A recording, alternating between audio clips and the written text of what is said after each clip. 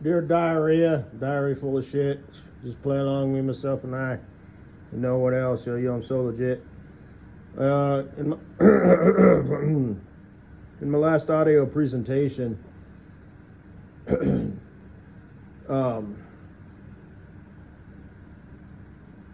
I forgot to mention some stuff, so I'm going to mention it now. Number one, that Uncle Tony's Garage video. I watched the rest of it, and I'm not surprised that I forgot to mention this, but he fucked himself up. He had an accident. He was using a power grinder, and it caught, and it shredded.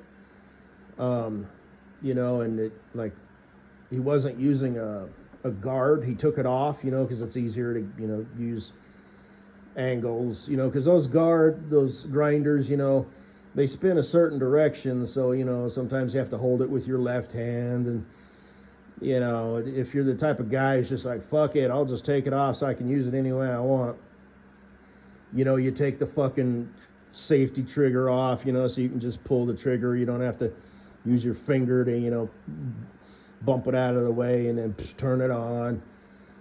Be it air powered, electric powered, or battery powered, whatever the power source is. They're generally all standard. Well, they are standard as far as I know, regardless of the brand, on how they attach and how you secure them and use them, And the guard and stuff, it's adjustable. So's the handle. If you want to use the side handle or take it off, you got options. Switch to the other side. And this guy, did what a lot of guys do. Got lazy, and in order to save time, just removed all the safety features, which is actually quite alarming. Because as he said, those blades spin at 20,000 RPM. And I've had, I think, at least 2 shred on me. And like I said, working at the gravel pits and whatnot, you always want to be wearing your safety glasses, or a safety mask, if you're going to be throwing up a lot of sparks, because those sparks can still get on your face, and they're just hot enough to be a pain in the ass. They can bounce. They can, hit your cheek and still bounce up into your eye. So if you are throwing sparks, from grinding or welding, or chipping, you really need to have some good safety glasses, because it can still bounce off of your cheek into your and then off of the back of the safety glasses into your eye. Now it's lost some, velocity at that point, because it's had 2 points of contact before it hit your eye, but it still sucks. And like I said, it could be hot, it could be sharp, and it's just something that you just don't want to fuck with. So full safety mask. And I had one. I had a shit that I kept with me all the time. And like I said, those yahoos at that other place that didn't have wasn't MSHA regulated. But fuck you, man. I was out there whacking weeds, and I still had, my safety mask and, bona fide cover your ears, over my ears. Those guys were nuts. But yeah, I had one shred on me. It got caught. I was trying to they don't go around corners very well. They're not designed for that at all. So one shredded. And then the other one, I don't remember. I think it was just old. And they've got different types. They've got types for cutting, types for grinding, sanding, cleaning.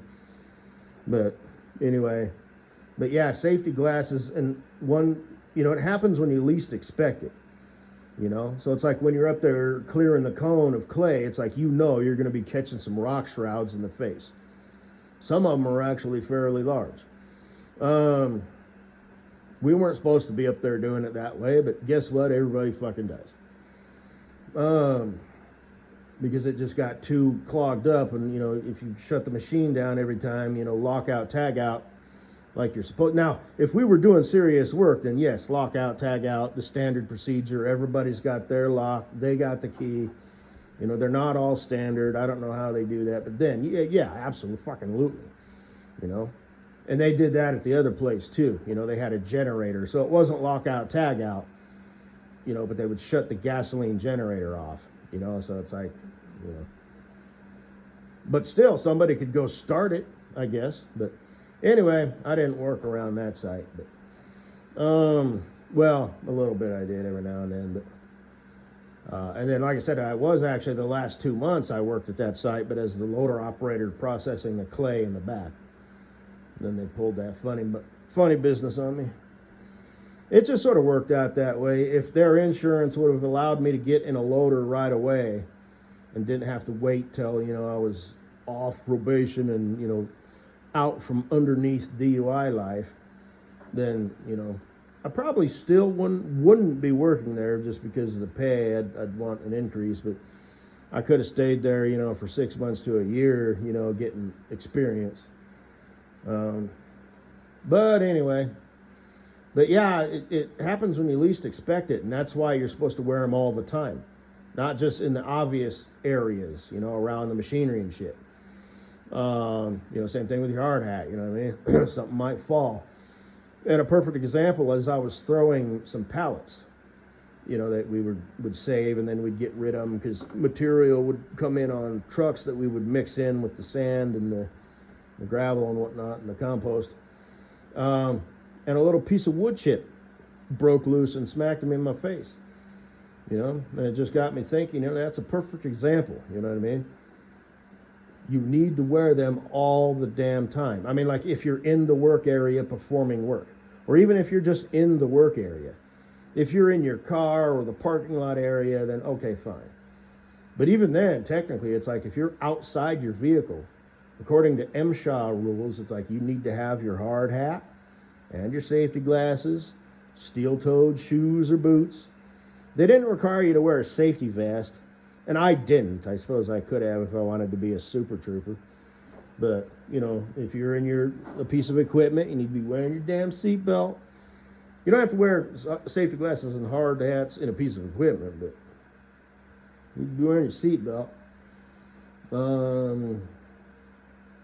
But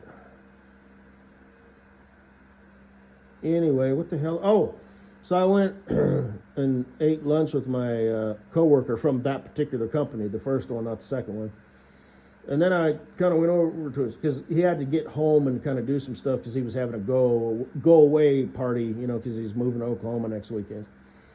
And he invited me to stay, and so did his mom. But I was like, nah, I don't really like crowds, you know, 20 people that I don't know just isn't my thing.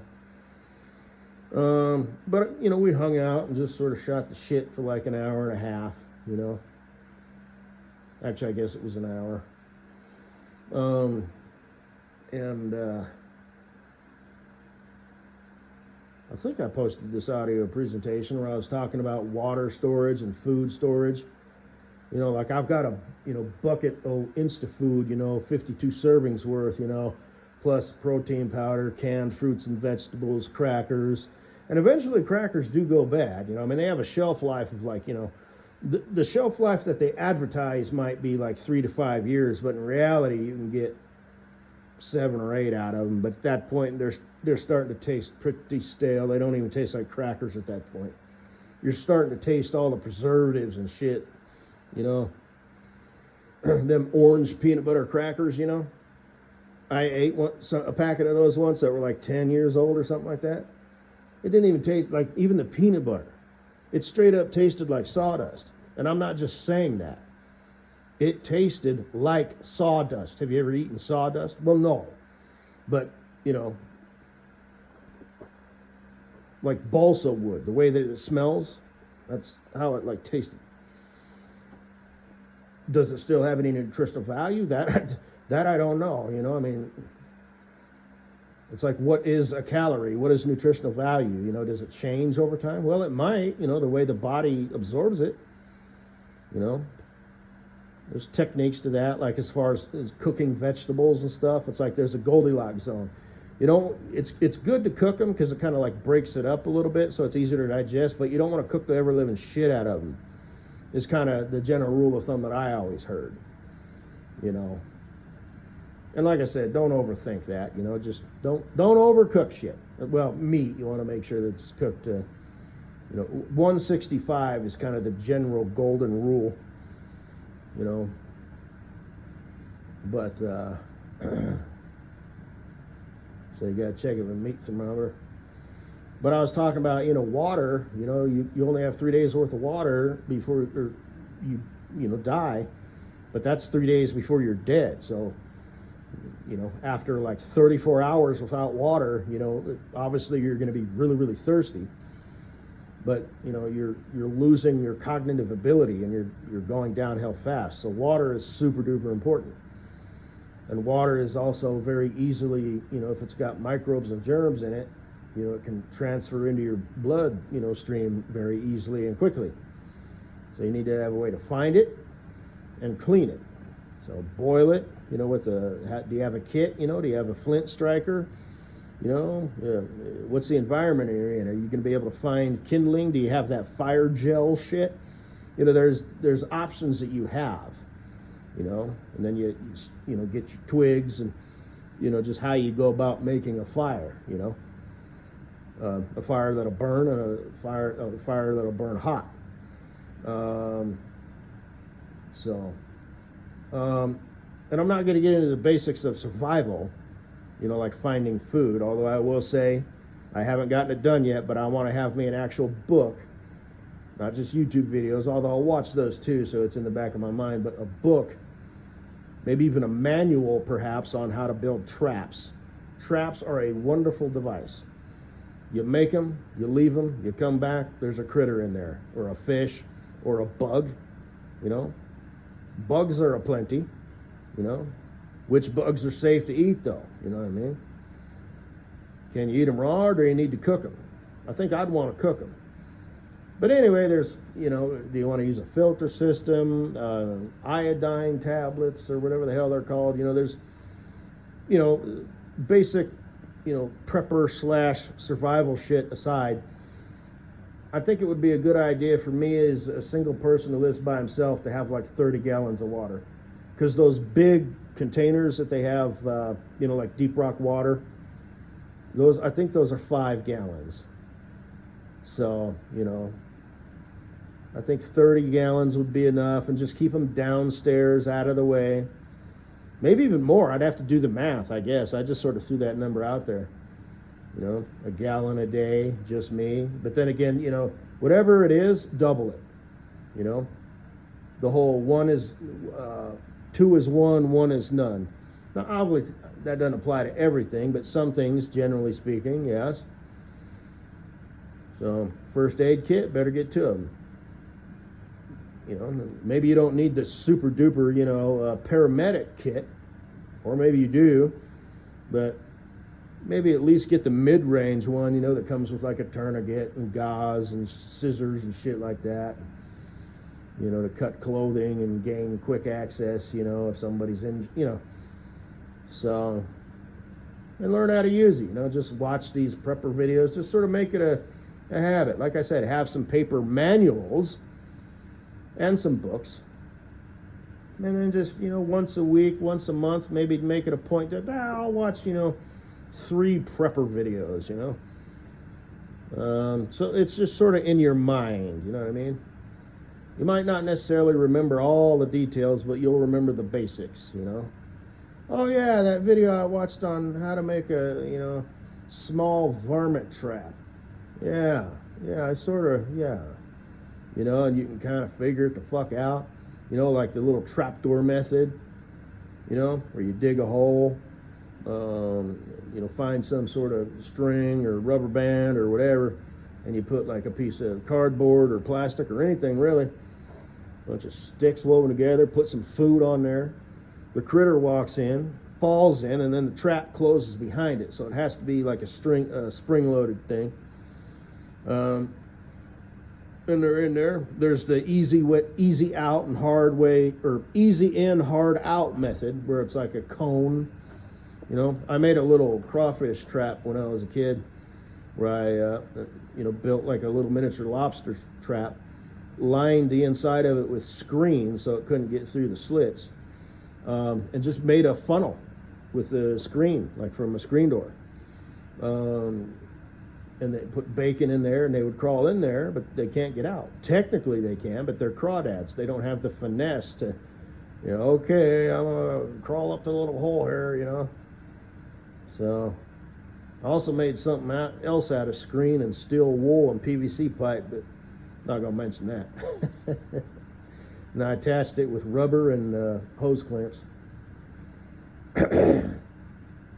Yeah. There's a toothbrush holder, of course. I attached it to the doorknob. That's where I kept my toothbrushes. And then I destroyed the ever-loving shit out of it. So, and oh fuck yeah, there was evidence all over the damn thing, during the process. Just kind of like, you're only as cleanest as the dirty surface you touch, Did I mention that in the last presentation? I think I did. It's like, just assume where there's a way, there's a way. So, assume that if someone breaks into your house and you call the cops, they're going to be like, meh. And if the guy shows up and, signs a written confession, signed and dated with a social security number, and then goes and gets it notarized with both of you present, we're going to need 2 signatures, and, just not really a lot we can do, sir. I just fucking move on. That's like, okay, fine. But, and I agree, you got to allocate, your services. But, yeah, if you find yourself in a situation where you need to take something into your own hands, and I'm not saying you should, and I'm not trying to sound like a tough guy here or a badass, or send up any red flags with YouTube or anything, but, yeah, just assume that it's an episode of, CSI, New York, Miami, and Los Angeles combined. Assume that they can get records from, pictures and videos from satellites within 12 hours. And, assume that they've got the ability to read your texts from outer space, or just grab them off the web. Anything that's got connection to Magic Air, it's tracking you. There's also, cameras and stuff here and there and everywhere that, monitor where you're at. There's friends and family, there's just so many places where a person could get, if you were a bad guy like in the 70s or the 80s, and you were like somewhat savvy, you weren't just like a dumbass, you were like Jason Bourne, or John Wick, you could do shit like that, These days, which is good, right? And I would hate to be in a situation like that where a family member, where the cops weren't doing anything, and it's like, you just knew that something bad was going to happen, but you just need to kind of, well, I remember the scenario I gave was like, oh, she fell in love with a viper, but there's other situations, like maybe she didn't want to have anything to do with him, and but the guy, humans, man, the more complex something is, the more prone it is to failure. Humans are prone to failure. Jealousy, hatred, greed. It consumes people. It's deadly. I suppose that's why they call it the 7 deadly sins, which is ironic because that's like pretty much everybody. I kind of half-heartedly joke, well, as long as you're not guilty of all of them at the same time, consistently. Maybe you find yourself experiencing those feelings or whatever, or you're living that type of lifestyle briefly. But don't, if that's just who you are, and like I said, as long as it's 3 out of 7 and not 4 out of 7, I suppose that's a good place to start. But, like I said, whatever. But,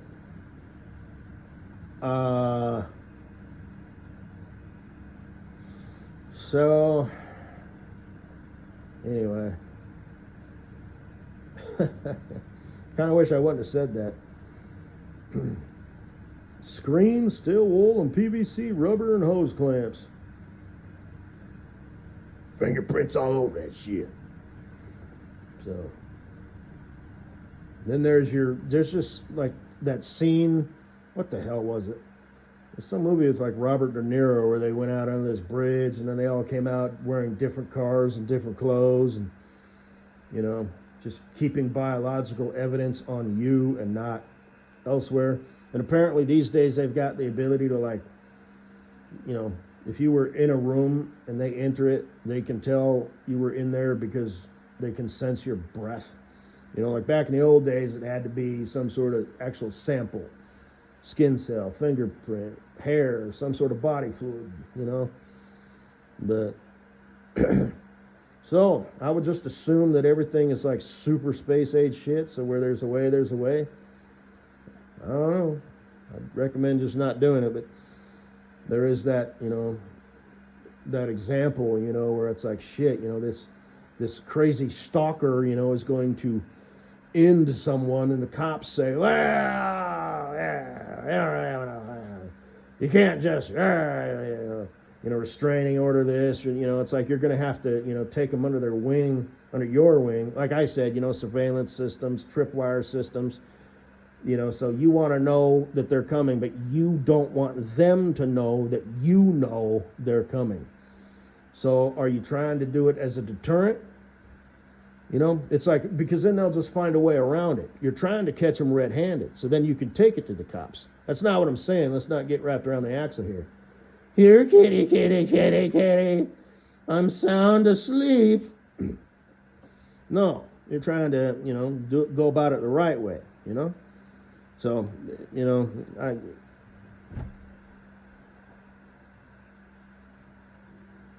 it'd just be a tough deal if you ever found yourself in a situation like that, where the cops are like, well, until he actually ends her, we can't do nothing. You know, because it's like the law, you know, so we can't preemptively, you know, it's like, you know, and that's probably what a good cop or detective, you'd probably be talking to a detective at that level, not just your local deputy or even the sheriff. You'd be working with like a special dude. Like, look, here's what's going on here. You know, okay, this is what you do. You know, so anyway, you're trying to set this motherfucker up, but you don't want to like entrap him, because I think that's illegal too, you know. So it's like if you tempt him and he takes the temptation, it's like, well, you can't do that. So like it has to be, you know, just natural.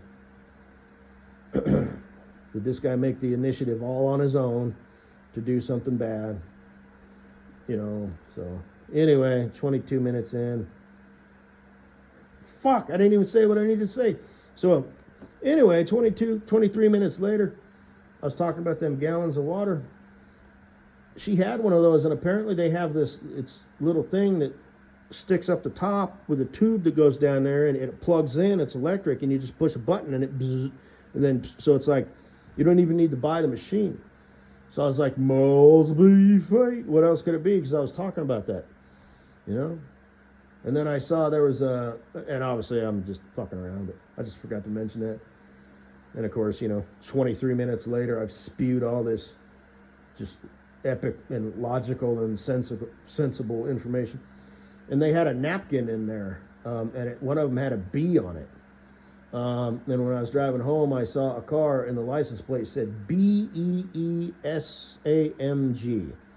Now, I tried looking that up, you know, B-SAM, you know, like B-E space S-A-M-G, the B-E-E-S-A-M-G, S-A-M-G, you know, S-A-M-G with no space, and I tried some different variants, and nothing really comes up, because, you know, you're curious. It's like, what is that, some sort of, like, company or something?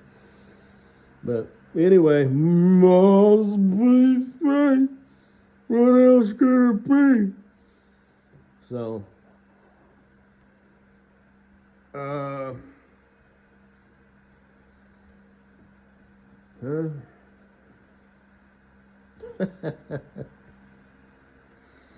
like I said, I shouldn't talk that shit for any bitches. Like I said, Katie Boo's dead. Until I see proof of life, she's dead. You know, so fuck that. You know. I saw a bee today too. It was flying around. Oh, no. Let's calm down here. So.